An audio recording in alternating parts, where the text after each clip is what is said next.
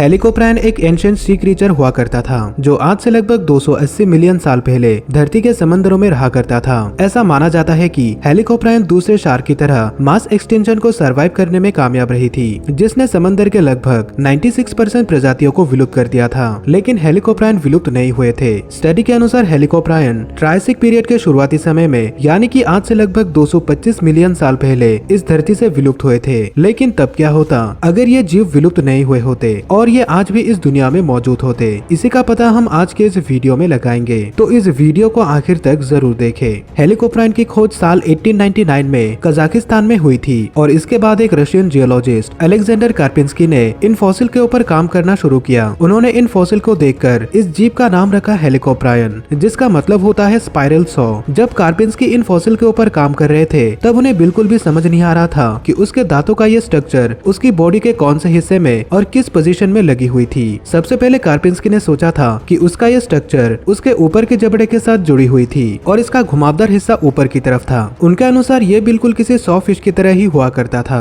फर्क सिर्फ इतना था कि सॉ फिश का सामने का हिस्सा पूरी तरह से सीधा होता है, वही हेलिकोप्टैन का ये हिस्सा घुमावदार हुआ करता था। लेकिन बाद में जाकर उनकी ये धारणा गलत साबित हुई। हेलिकोप्टैन इस दुनिया में मौजूद अब तक के सबसे यूनिक और इंटरेस्टिंग समुद्री जीवों में से एक है। हेलिकोप्टैन दिखने में कैसा था और इनका बॉडी शेप किस तरह का हुआ करता था, इसके बारे में हमारे पास ज्यादा जानकारी मौजूद नहीं है, क्योंकि अब तक हेलिकोप्टैन के जितने भी फॉसिल मिले हैं उनमें से ज्यादातर फॉसिल उनके सिर और उनके दांतों की है। ऐसा इसलिए है क्योंकि इनकी बॉडी का ज्यादातर हिस्सा कार्टिलेज से बनी हुई थी, जो कि आसानी से डिसइंटीग्रेट हो जाती है और यही वजह है कि इनकी बॉडी का अब तक कोई कंप्लीट फॉसिल नहीं मिला है। लेकिन इनके दांतों के फॉसिल पर किए गए स्टडी के अनुसार हेलिकोप्टैन का साइज काफी बड़ा हुआ करता था। हेलिकोप्टैन की लंबाई आमतौर पर 13 से 25 फीट के बीच हुआ करती थी, पर माना जाता है कि इनकी लंबाई 40 फीट तक भी पहुंच सकती थी। लेकिन ये बस एक अनुमान है, इसका कोई ठोस सबूत मौजूद नहीं है। हेलिकोप्टैन की लंबाई के अलावा इनकी बॉडी शेप के बारे में हमारे पास ज्यादा जानकारी मौजूद नहीं है।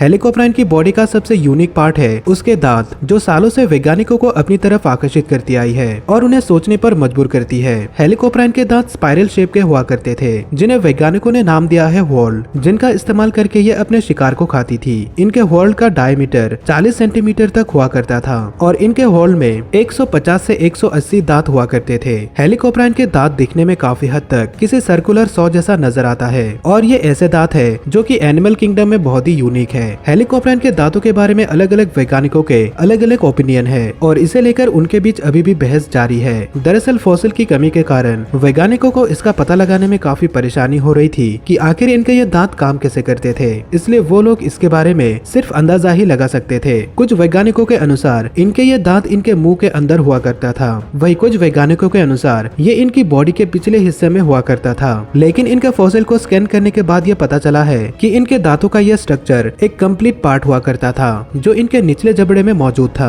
और जब यह पूरी तरह से बड़ा हो जाता तब ये इनका निचला जबड़ा बन जाता। आपको बता दूं कि हेलिकोप्टैन के ऊपर के जबड़ों में दांत नहीं हुआ करते थे। ऐसा माना जाता है कि हेलिकोप्टैन के दांतों का यह स्ट्रक्चर उतना मजबूत नहीं था, इसलिए ये ज्यादातर उन्हीं जीवों का शिकार किया करती थी जिनकी बॉडी सॉफ्ट थी, जैसे स्क्विड और छोटी मछली। हेलिकोप्टैन अपने शिकार को मारने के लिए उसे अपने दांतों के बीच फंसा लेती और अपने मुंह को बंद कर लेती, जिससे उस शिकार के 2 टुकड़े हो जाते और वो उसे निगल जाती। हेलिकोप्टैन के बारे में अब तक हम बहुत सी बातें जान चुके हैं, तो चलिए अब हम ये भी जान लेते हैं कि अगर ये जीव आज भी जिंदा होते तो क्या होता। जैसा कि हमने देखा कि हेलिकोप्टैन एक बहुत ही यूनिक जीव हुआ करता था और इसे अपनी आंखों से देखना काफी दिलचस्प होता, लेकिन इनके समंदर में रहने के बावजूद समंदर के इकोसिस्टम में कुछ खास बदलाव नहीं आता।